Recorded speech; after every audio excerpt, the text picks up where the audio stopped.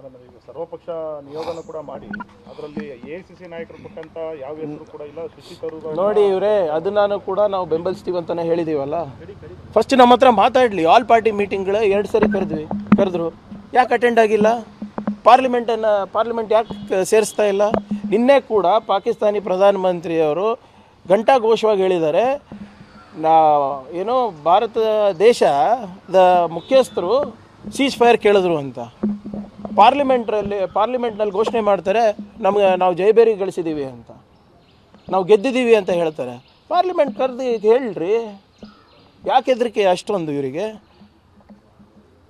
ನಾವು ಈಗಲೂ ಹೇಳ್ತಾ ಇದ್ದೀವಲ್ಲ, we strongly stand behind our government, we stand behind our forces. ರಾಜಕೀಯ ಮಾಡಬಾರ್ದು ಇದು ಈ ವಿಷಯಕ್ಕೆ ಅಂತ ಹೇಳಿಬಿಟ್ಟು ಈ ತಿರಂಗ ಯಾತ್ರೆ ಇದು ಬೋರ್ಡ್ ನೋಡಿದ್ದೀರಾ? ಮೋದಿಯವರು ಆರ್ಮ್ಡ್ ಫೋರ್ಸಸ್ ಯೂನಿಫಾರ್ಮ್ನಲ್ಲಿದ್ದಾರೆ. ಯಾರ್ರೀ ಮಾಡ್ತಾರೆ ಅದು ಪಾಲಿಟಿಕ್ಸ್? ಇದರಲ್ಲಿ ಪಹಲ್ಗಾಮಿಗೆ ಹೋದ್ರಾ ಮೋದಿಯವರು? ಇನ್ನೂ ಹೋಗಿದ್ದಾರಾ? ನೋಡಿ, ಮೋದಿಯವರು ಎಲ್ಲೆಲ್ಲಿ ಅವರಿಗೆ ಕೆಟ್ಟ ಹೆಸರು ಬರ್ತದೆ ಅಲ್ಲಿ ಹೋಗೋದಿಲ್ಲ. ನೀವು 10 ವರ್ಷದ ಇತಿಹಾಸ ತೆಗೆದು ನೋಡಿ ಅವ್ರದ್ದು. ಮಣಿಪುರಿಗೆ ಹೋಗಿದ್ರೇನ್ರಿ? ಅಥವಾ ಸಂತಾಪನ ಹೇಳಿದ್ರೆ ಪಹಲ್ಗಾಮಲ್ಲಿ ಯಾರು ತೀರೋಗಿದ್ದಾರೆ?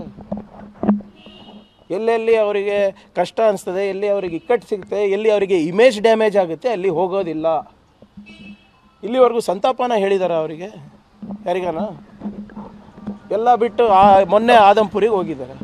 What prevented him from going to Rajasthan ಇರ್ಬೋದು, ಪಂಜಾಬ್ ಇರ್ಬೋದು, ಆ ಗಡಿಗೆ ಹತ್ತಿರುವಂಥ ರಾಜ್ಯಗಳಿಗೆ ಹೋಗ್ಬೋದಾಗಿತ್ತಲ್ಲ. ಬರೀ NDA ಚೀಫ್ ಮಿನಿಸ್ಟರ್ಗಳಿಗೆ ಮಾತ್ರ ಬ್ರೀಫಿಂಗ್ ಅಂತೆ. ಅದೇನು? ಪಂಜಾಬ್ ಚೀಫ್ ಮಿನಿಸ್ಟರ್ ಯಾವ ಪಕ್ಷ? ಅಂದರೆ ಅವ್ರದ್ದು ಏನು ಜವಾಬ್ದಾರಿ ಇಲ್ವಾ?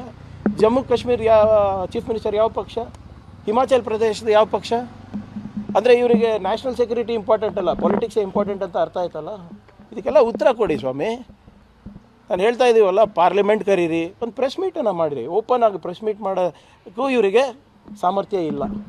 ಯಾಕಂದರೆ ನೀವೆಲ್ಲ ಕಷ್ಟದ ಪ್ರಶ್ನೆಗಳು ಕೇಳ್ತೀರಲ್ಲ, ಅದಕ್ಕೆ ಇವರು ಎಲ್ಲಿ ಅವರಿಗೆ ಇಮೇಜ್ ಡ್ಯಾಮೇಜ್ ಆಗುತ್ತೆ, ಎಲ್ಲಿ ಅವ್ರಿಗೆ ಕೆಟ್ಟ ಹೆಸರು ಬರೋ ಸಾಧ್ಯತೆ ಇರ್ತದೆ ಅಲ್ಲಿ ಹೋಗೋದಿಲ್ಲ ಇವರು.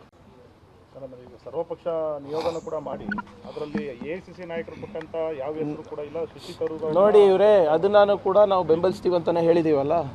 ಫಸ್ಟ್ ನಮ್ಮ ಹತ್ರ ಮಾತಾಡಲಿ. ಆಲ್ ಪಾರ್ಟಿ ಮೀಟಿಂಗ್ಗಳು 2 ಸರಿ ಕರೆದ್ರು, ಯಾಕೆ ಅಟೆಂಡ್ ಆಗಿಲ್ಲ?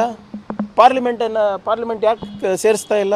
ನಿನ್ನೆ ಕೂಡ ಪಾಕಿಸ್ತಾನಿ ಪ್ರಧಾನಮಂತ್ರಿಯವರು ಘಂಟಾಘೋಷವಾಗಿ ಹೇಳಿದ್ದಾರೆ, ಏನೋ ಭಾರತ ದೇಶದ ಮುಖ್ಯಸ್ಥರು ಸೀಸ್ ಫೈರ್ ಕೇಳಿದ್ರು ಅಂತ.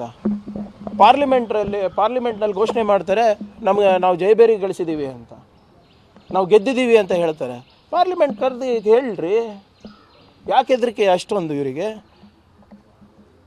ನಾವು ಈಗಲೂ ಹೇಳ್ತಾ ಇದ್ದೀವಲ್ಲ, we strongly stand behind our government, we stand behind our forces.